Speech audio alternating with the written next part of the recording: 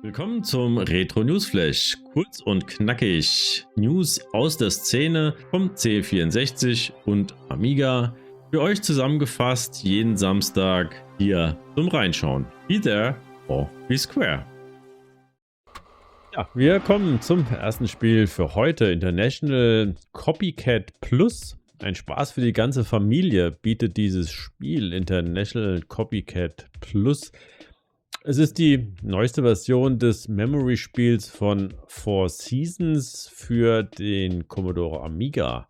Es handelt sich hierbei um eine Amiga-Version des klassischen Memories von Simon von 1978, gemischt mit International Karate Plus und Karate Champ.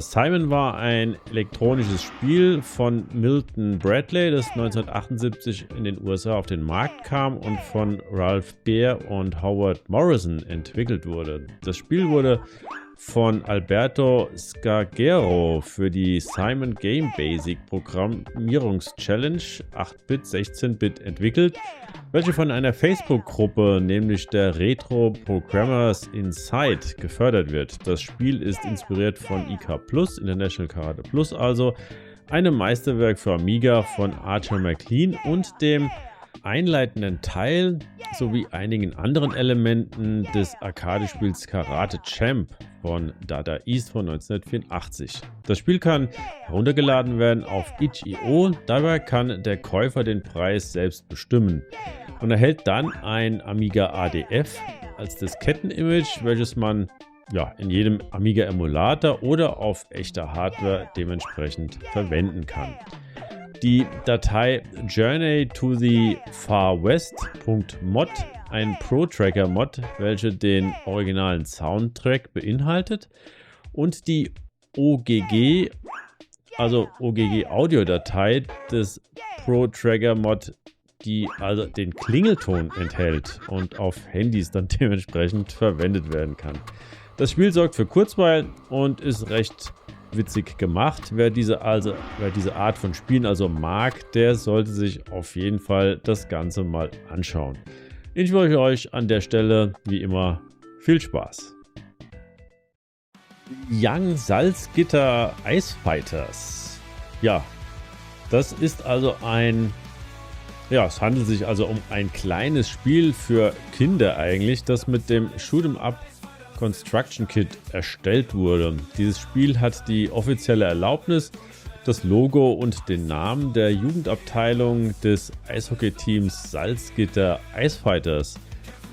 Und entwickelt wurde es von Lars Tschirner und Nils Brennenstuhl.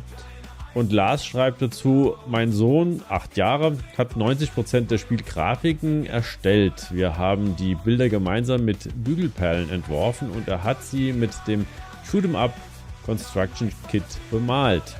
Er hat auch 90% der Hintergründe und Gegner selbst hinzugefügt.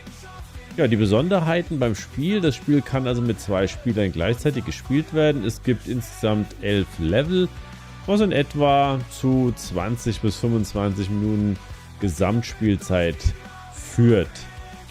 Man kann es mit ADF Blitzer auf einer Diskette packen und an einem echten Amiga spielen oder mit dem Emulator WinUAE, FSUAE auf Mac und Windows spielen.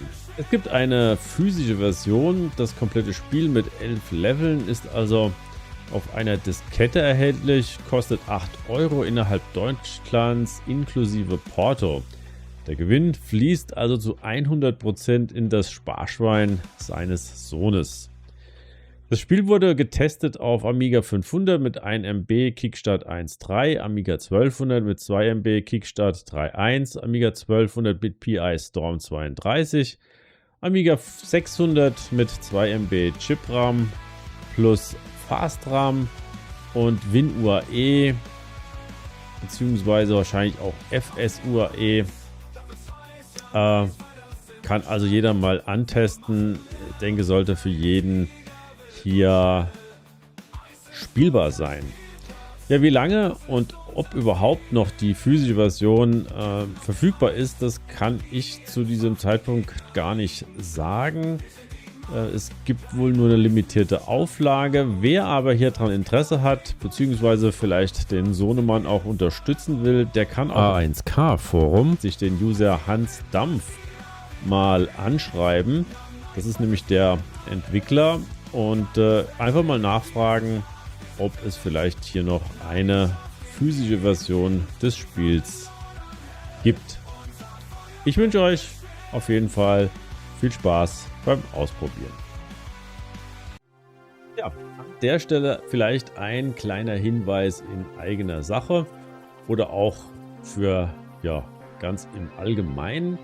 Ich habe ja mittlerweile 25, das ist jetzt der 26. Retro Newsflash, schon online gestellt auf meinem YouTube-Kanal und das sind schon einiges an Spielen, was da schon zusammengekommen ist. Ich habe jetzt mal versucht, die Spiele, die ich bislang vorgestellt habe, mal in eine Excel-Liste zu packen und mal zu sehen, was hat sich eigentlich in den letzten Monaten getan. Das heißt, ich habe es kategorisiert, die Spiele nach der Folge, in dem ich sie vorgestellt habe und habe dabei berücksichtigt, ob diese Spiele bereits released sind oder noch weiterhin Work in Progress. Die Liste ist jetzt nicht besonders aufwendig gehalten.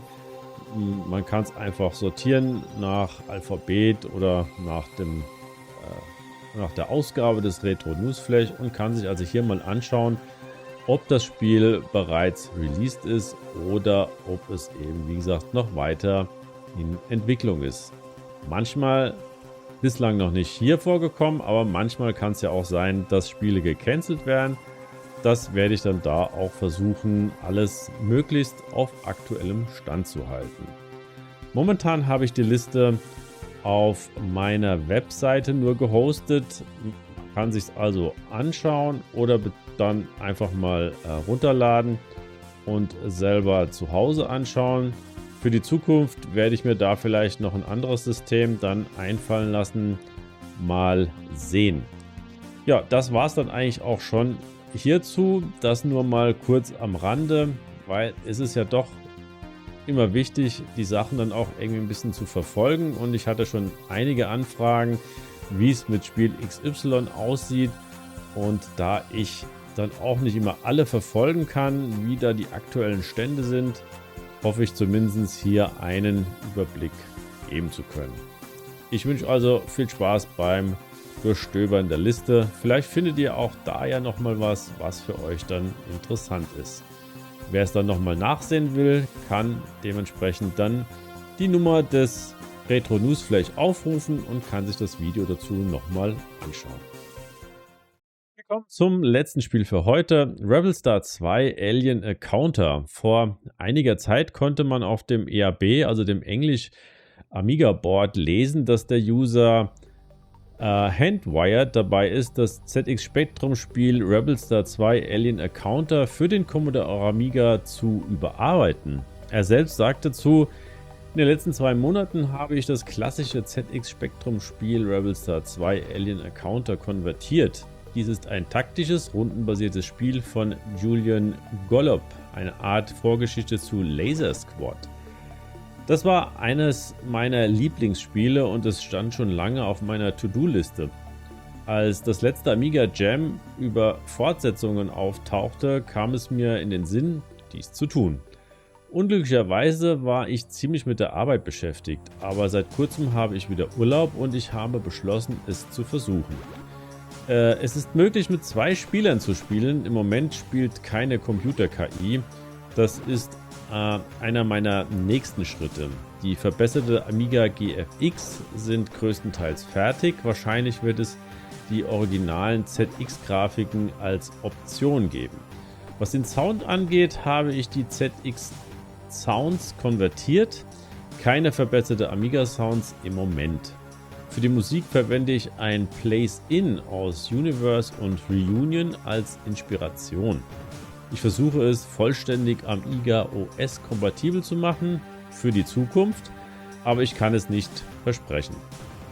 Amiga Intuition ist kein Fan von Double Buffer und ähnlichem. Natürlich wird es Musik brauchen und ich werde wahrscheinlich auch Hilfe benötigen. Das Gameplay alleine kann ich zwar bewältigen, aber ja, beim Rest brauche ich Hilfe. Denkt bitte daran, dass dies nicht meine Haupttätigkeit ist. Poste ich das hier, weil ich irgendwie Hilfe brauche, um es fertigzustellen. So sind die Leute wenigstens dessen bewusst.